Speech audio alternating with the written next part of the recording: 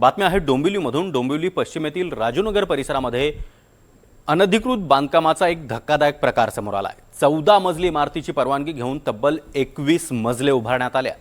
शिवसेना नगरसेवक विकास म्हात्रे यांनी हा प्रकार उघडकीस आणला। या प्रकरणी त्यांनी केडीएमसी आयुक्तांची भेट घेतली। संबंधित बिल्डर, आर्किटेक्ट आणि जबाबदार अधिकाऱ्यांवर कठोर कारवाई करण्याची मागणी करण्यात आली आहे।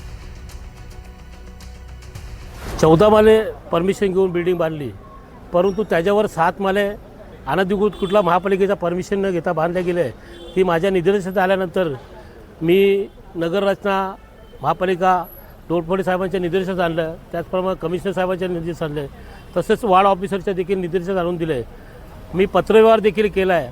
ह्या 7 मजली जो महापालिकेचा कर जो आहे 7 कोटी ते देखील भरला नाही, 5 वर्षापासून भरणार होता, ते देखील निर्देश आणून त्याच्यावर 7 माल्यावरती बांधल्यानंतर 21 माल्याची बिल्डिंग आली।